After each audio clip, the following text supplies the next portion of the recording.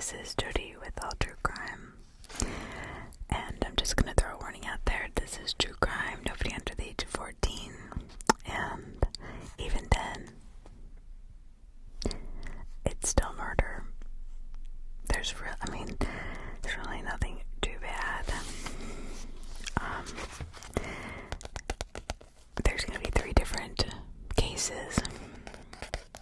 The one is about a man, Mr. Miser, who, when he was born, his parents knew that there was something wrong with him mentally. They found out later that he would talk to himself and see hallucinations, see things, and found out that he was a paranoid schizophrenic. And throughout his life, and through his early adulthood, he actually managed to obtain a job, bountiful employment, had a family, did very well. However, as for some reason, maybe the stress of his job, he decided to take himself off his medication, which he had been taking his whole life. So for years, he had kind of gotten worse. He had gone on his medication, off his medication. His family just kind of would expect not to see him. And Miser just would, he got worse and worse and worse to the point of where he never saw his family anymore. And what happened was he would take himself off his medication and then he would self-medicate with methamphetamine and cocaine, and sometimes both of them together. Neither one of those is going to alleviate any schizophrenic symptoms. Matter of fact, they're just going to make them worse. They're going to make him more paranoid. They're going to make him feel even more isolated, more uncomfortable in his skin. So he's actually started living on the streets of Portland, Oregon. And as his disease progressed and he did not continue his meds but continued to use alcohol and cocaine and methamphetamine, he started to burglarize homes because he went from job to job, but he just couldn't keep a job. You can't keep a job and be schizophrenic and a drug addict and alcoholic at the same time. So he would actually break into people's homes, and he was pretty good at it too, apparently. In September of 2000, I want to say 2012, double check.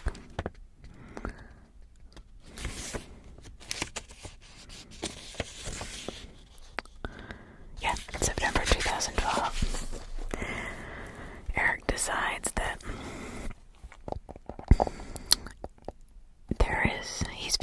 in the last almost year, he had been running from town to town in Oregon because he thought a cannibalism cult was following him and going to eat him alive as soon as they saw him. And he really believed this. He actually thought his son was part of the cult. So he was running from his family, his son, and anytime anybody caught him, I guess on a bad day, he would run away because he just was, sure that, just positive that this cult was after him. Which it wasn't, of course. So then September 2012 in the evening, he found a home Mr. and Mrs. Hayes lived in. And he looked through all the windows. There wasn't any lights on, and he decided to let himself into the back door with a crowbar and a hammer, which he carried to break into people's homes, and his trusty bag. Upon entering the house, he went straight for the bedrooms, which had the cash and the jewelry. So he was a very good, well-versed burglar, and knew that he could get that quickly, and if somebody had walked in home, he could leave immediately and VCR TV or something like that. But in case he had room, he always left that for last. And as he was rummaging through the Hayes' bedroom, he heard what he thought was a cannibal cult member or members coming in to get him. He thought they had found him. Well, in reality, Mr. and Mrs. Hayes they loved to spend money on each other. They, both had really good jobs. They were both very happy. A couple, young, and Mr. Hayes and Mrs. Hayes looked up and saw that their bedroom light was on, and they knew they hadn't left it on. So Mr. Hayes said, "Wait here in the car, honey." He goes inside, and immediately upon entering the house, he is attacked with a machete by Miser. He thought that he was this cannibal coming to eat him, and he had fought him off at first, but Miser overpowered him when they moved the fight to the yard, and ended up succumbing to, Ace's machete.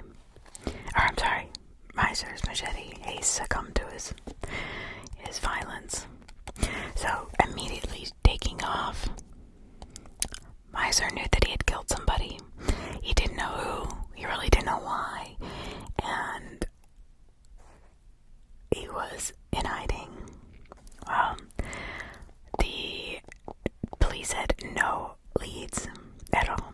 So they sent out this bulletin across the state, and they got a lead almost immediately, saying that they're probably looking for a Mr. Miser who is hiding out in Corvallis,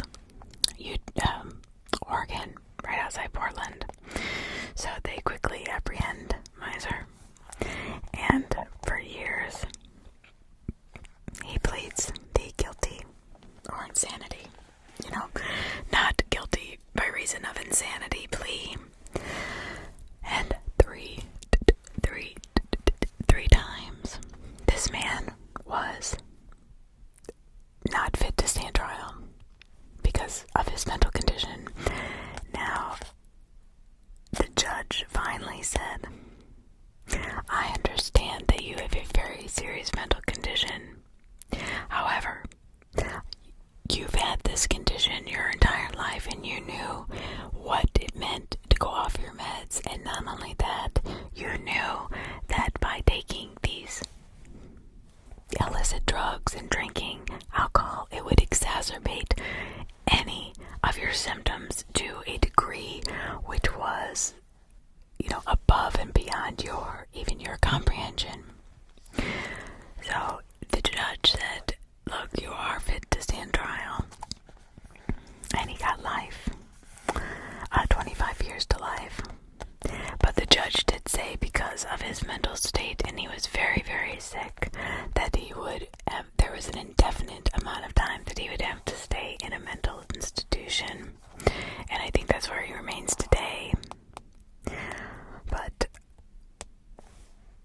again, just like Ed Gingrich, there is no reason, especially for Miser, who didn't have that religious background or the fear that he was gonna, if he took, or his wife telling him that he shouldn't take medication, he knew from a very young age that he had to take this medication or else he would have these spells. So the judge said, "I'm not buying that. You chose to get off that medication. It is not their fault, and you are not going to plead insane when, even though you may have been insane at the time, you knew what going off your meds and getting on meth and cocaine and alcohol would do to your mind." So, good for the judge. And that is the story of Mr. Miser and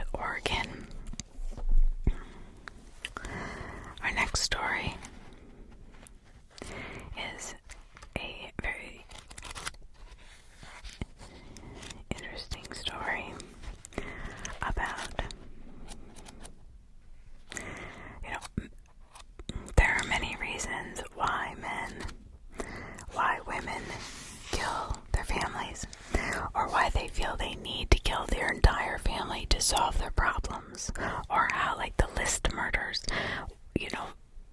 because he and his wife could not agree upon how to discipline the kids, he felt, instead of just divorcing her, that it would be best if he killed the whole family. Well, in the Eustis family annihilation, the same thing happened. Mr. Westerhouse, who's Huis, he is added to the list of men who thought it was more of a option to kill his entire family than to actually deal with the consequences of whatever they had done. And usually it has to do with either how you raise your kids, or money, or cheating, or something like that. For Scott, it was money, and really both of Mr. and Mrs. Westerhouse were involved in this. So on the morning of September 17th, 2015, law enforcement officers were called to the home of Mr. and Mrs. Westerhouse family in rural Blood, South Dakota. They arrived, and the house was engulfed in flames. Okay, but when the flames went down, when the firefighters got it under control, what they found was that all of their children, his wife, and 41-year-old Scott would be found all dead, all shot.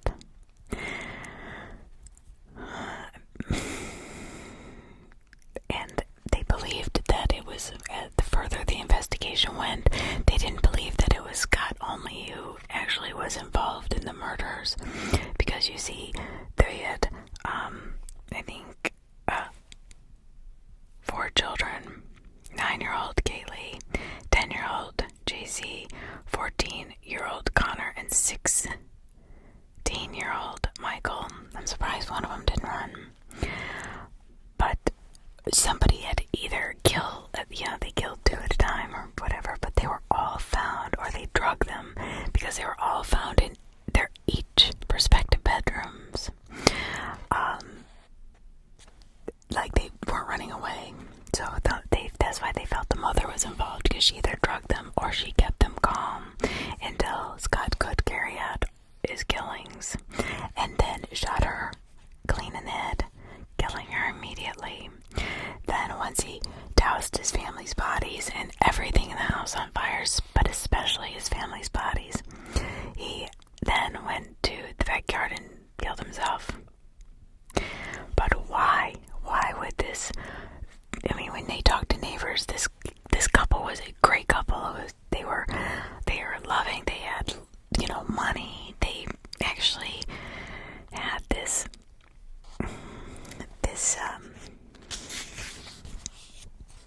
family business called, Scott and Nicole was her name. It was called Mid-Central Educational Cooperative, and it was to help the American Indians, or the Native Americans, to get a better education and to help their schools in South Dakota. But the more they researched into this, they realized that the schools were not getting any better. And it did not provide the services that it proposed to have provided. See, in many situations, Mid-Central acted as a middleman between the state and federal governments collecting the money, and there was, and the various Indian reservations in the state of South Dakota. So most Indian reservations are dependent on state and federal funding to keep their schools running properly, which amounts to tens of millions of dollars a year. Often, instead of sending monies directly to the reservations, grants are given to organizations like Mid-Central to properly allocate the funds. So they were supposed to be basically the, executor to the will, let's say, to disperse the funds to the schools evenly and accordingly.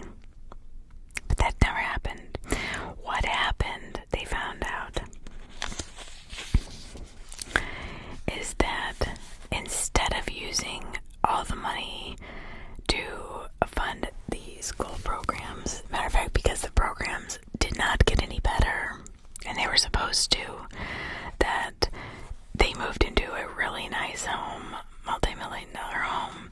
They were living the life, and they were basically laundering money through claiming receipts, things they buy for their house, travel expenses as things that the money that was given to them to give to the reservations, or instead given to them, or they took it. Not given to them, they took it.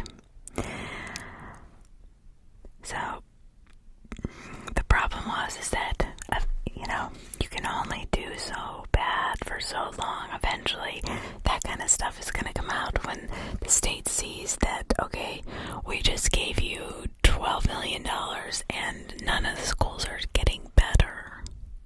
Why not? And Scott knew this was coming.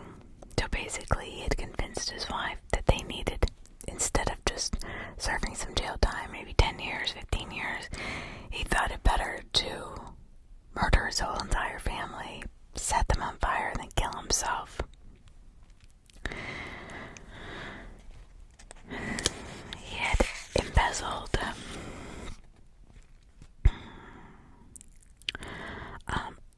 I think it was over $1 million. He was given $4.3 million in a contract with Mid Central, and it was said that they had embezzled, I think, $1 million of that.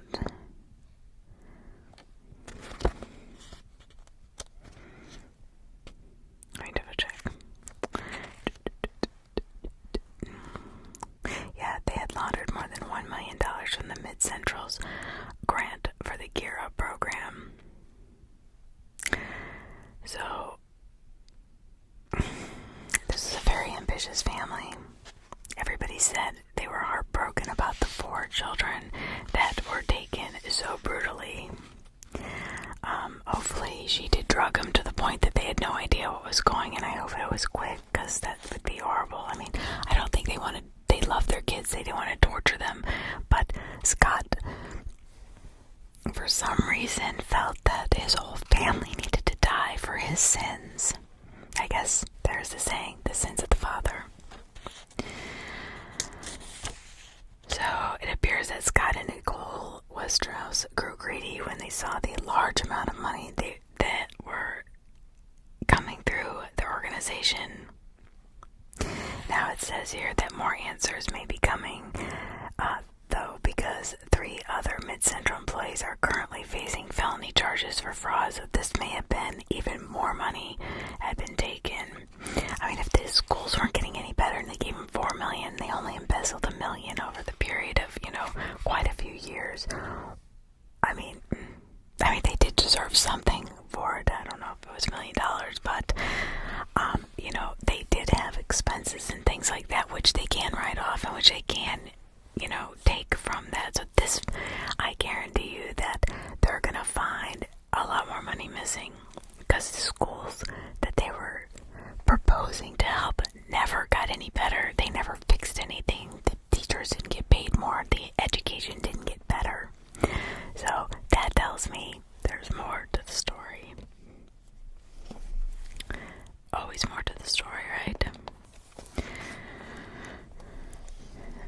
So our next story.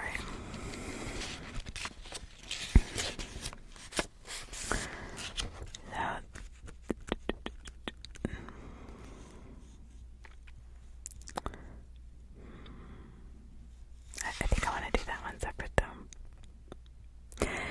So the murder of the Wilson family. So this was really a tragic murder. There are senseless crimes and murders committed by individuals from good homes with no discernible reason other than for the thrill of it. The case of Nathan Leopold and Richard Loeb, 2 bright young men from affluent families who killed a boy in 1924 just to see if they could commit the perfect crime is one of the most famous cases of wealthy thrill killers from the annals of criminal history. The Columbine High School massacre perpetrated by Dylan Klebold and Eric Harris in 1999 is another example of two men from good families who decided to play God. Murder can and does happen in the suburbs, and sometimes is done for no reason at all than just the thrill of it. On January 3rd, 1997, over 2 years before the Columbine High School massacre, 4 members of a family in the affluent Seattle suburb of Bellevue, Washington, were brutally murdered, 3 of them in their own home. When the residents of the Seattle area learned of the brutal quadruple murder, they were shocked and frightened, but they became even more so when they learned who had perpetrated the crimes and why. A gothic mystery. In early 1997, the Wilsons were just like most other suburb American families. 52-year-old father William and 46-year-old mother Rose worked hard to provide plenty of material comforts for their 2 children, 17-year-old Julia and 20-year-old Kimberly. The family had its ups and downs, but nothing out of the ordinary. Kimberly, who had lived at home at the time of the murders,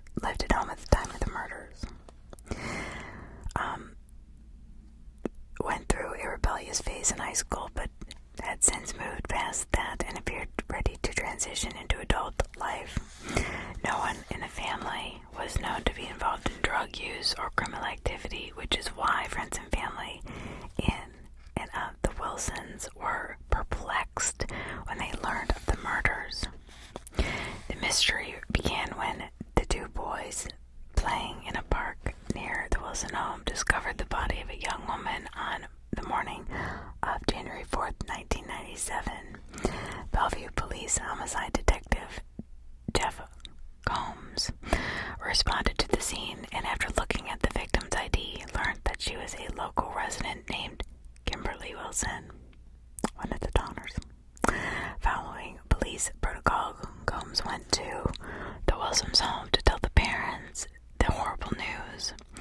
Combs was braced to tell Kimberly's family the horrible news. He was a veteran homicide detective, so he knew the emotional situation he was about to walk into, right? Actually, the situation was completely different than anything he had ever expected. There was no way he could prepare himself for what he found at the Wilson home. When he arrived at the Wilson home, no one answered the door, which was unlocked, so he went inside. Identifying himself as a police officer as he walked through the house, he turned on the lights, and the 23-year-old police veteran was horrified by what he found. The walls and the floors were absolutely covered in blood. As Combs made his way throughout the house, he came to the master bedroom where he found the mangled bodies of William and Rose. The couple had literally had their heads bashed in so badly that they were unrecognizable. Julia was discovered stabbed and beaten to death. Combs and the other investigators surmised that the killers surprised the couple when they attacked Julia, who tried to fend off the attacker or attackers as evidence the defensive wounds on her hands. So here's this young girl just trying to save her family. It was clear that Kimberly's murder was connected to the killings of her family, but detectives were at a complete loss as to who would commit such a horrendous crime.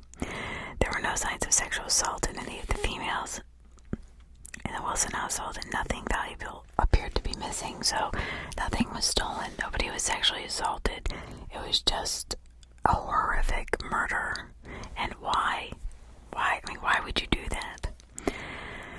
You know, I often think that there has to always be a reason for a murder, but in many times there is not.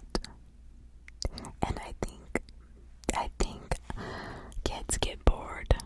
They get spoiled. They don't have any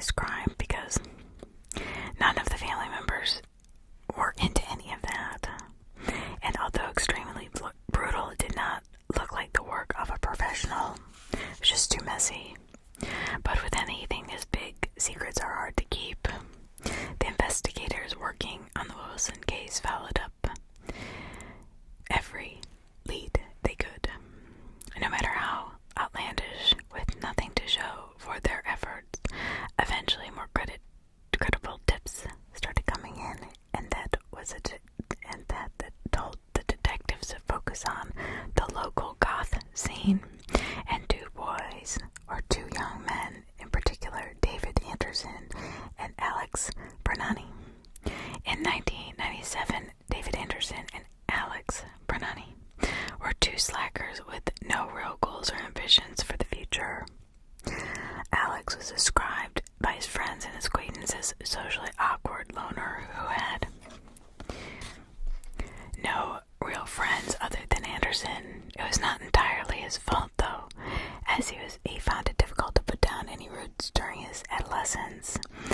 Apparently, Alex's parents had divorced when he was young, so he moved around a lot. And he bounced between his parents, between Pennsylvania and Seattle, not so long distance. It was during this time in Seattle in the mid-90s that he met David Anderson, when goth was big. In many ways, Anderson was a polar opposite of Alex. Anderson was a somewhat physically imposing former high school wrestler who was known to take over conversations through a combination of sheer force and charm. So because Anderson possessed a certain level of charisma, he was reasonably well liked by other kids his age, including the girls, and got along fairly well with his teachers and other adults. So he was a good manipulator. So despite their personality differences, they became very good friends and had the same interest in the Gothic subculture.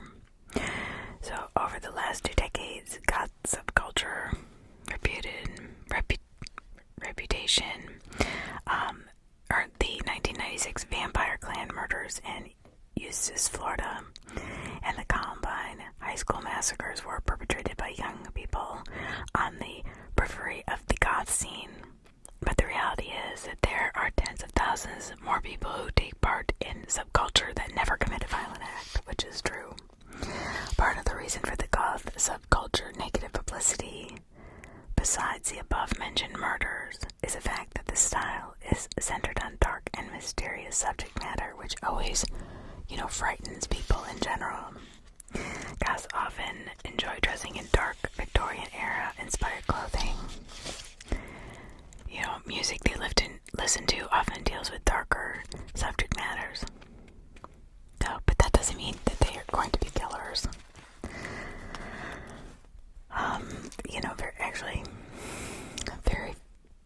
I love to wear Victorian clothes like every Halloween. I always dress up. I used to dress goth. Not just goth, and then we went through a hippie phase. So it really doesn't mean anything. But it is kind of has a stigma attached to it. So the two lived on the good graces of their parents instead of spending their days looking for work. Like I said, an idle mind is the devil's playground. And they would play vampire role-playing games. Friends of the duo said they had a difficult time separating fantasy from reality. Anderson and Alex began to collect knives, swords, and other exotic weapons and tell anyone who would listen how they planned to use the weapons to dispatch people in the future. So, okay. I think I went over this yesterday. When there is such obvious signs, like when somebody is telling you they're collecting these knives and they're gonna kill you, listen to them. At least, it's like the murders, the Camp Scott murders. There was all those red flags. If you see any red flags, just listen to them. Take away the knives. Try to get away from their friend. Anything you can. Get them involved in things. Especially as parents, we have that responsibility. So they talked about killing, but they talked about killing people randomly and just for the thrill. So they had no reason to kill anybody. They just wanted to do it for fun. Despite the extremely violent talk of the duo, most of their friends thought it was just a combination of teenage angst and a false sense of bravado. They may have been confused and slightly disturbed their friends' reasons, but they were not cold-blooded killers.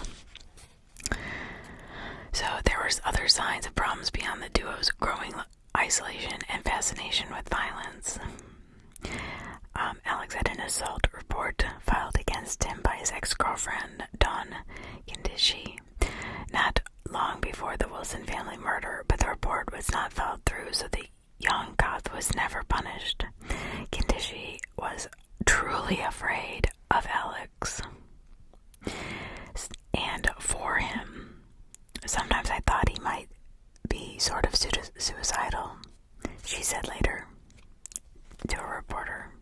Not long after the Wilson family members, acquaintances and friends of Anderson's and Alex told the Bellevue police that there were numerous reasons why those two should be investigated before Gomes and the other homicide investigators could go do a thorough background check on Anderson and Alex. One of Alex's friends came into the police station with an incredible story. Every man for himself. Alex's friend told Gomes that Anderson and Alex simply killed the Wilson family for fun. I don't know how the thought of killing somebody for fun and then telling people about it and then going to jail or prison for the rest of your life would ever be fun, but I'm not them. Although they both knew Kimberly, they were for the most part indifferent towards her. She was just the unfortunate victim of a twisted game. The information was not enough to obtain arrest warrants for Alex and Anderson, but it did fill in a lot of holes in the investigation, and it gave Gomes an advantage when he interviewed Alex. Since the information came from one of the friends of Alex, and Alex was determined to be the weaker of the duo, Gomes decided to go hard after him. At first, Alex offered Bellevue homicide investigators a weak alibi, but once that was picked apart, he decided to confess and turn on his best friend, Anderson. So, Alex said that he and Anderson found their lives in a rut, which they thought they could get out of by committing murder, because everybody gets out of a rut in their life by killing a bunch of people, right? According to Alex, Kimberly Wilson was a target of opportunity. Since they knew her, they were able to lure her to a more deserted area of the park where they could then carry on their nefarious plan. After killing Kimberly, the two of them went to their family's house to continue the carnage with a sword and baseball bat. What a terrible way to die. I mean, can you imagine being the parents and you're having your head bashed in and you're thinking, I don't even know these kids, they aren't stealing from me, what do you want? And they are just killing for the fun of it. That kills me. I mean, that is so disturbing. Gomes and the other investigators were so disturbed to learn these two seemingly normal young men living in their community could kill 4 people just for fun. A forensic team thoroughly searched Alex's apartment, which later determined that the soles of a pair of shoes or boots matched a bloody pattern found at the Wilsons' home. There was other physical and circumstantial evidence that tied Alex to the murders. Some of the Wilsons' DNA was found on a CD player in Alex's apartment, and witnesses reported that Alex talked about killing the Wilson family for over a year before the murders. So he's like really fantasizing. I don't know why he's picking on this family. Alex's guilt in the Wilson murders looked unequivocal, but Anderson's involvement was not so clear. When the police questioned Anderson, he stated that he had nothing to do with the murders, and they heard that Alex was the sole culprit. As an alibi, Anderson said that he was driving his girlfriend's father's car around aimlessly all night. That's a great alibi. Good job. The alibi was pretty weak to begin with. He could not offer the police any receipts from gas stations, and there was no one who claimed to have seen Anderson driving around. The Bellevue homicide detectives did not need to dig very deep to destroy Anderson's alibi. When they asked Anderson's girlfriend's father about the suspect using his car, he refuted the story and said the car was parked at his house all night long. So he was eventually charged with the murders, both of them were, although the prosecutors had a lot less evidence to present to a jury than they had on Alex. So during the trial,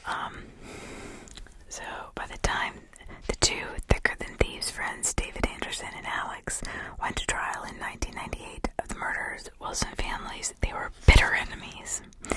First, Alex confessed to the murders and implicated Anderson while denying any involvement, but Anderson said Alex confessed the crimes to him like a murder trial. The Wilson family murder case was complete with several pre-trial motions that took place over the period of several months, at least didn't go on for years.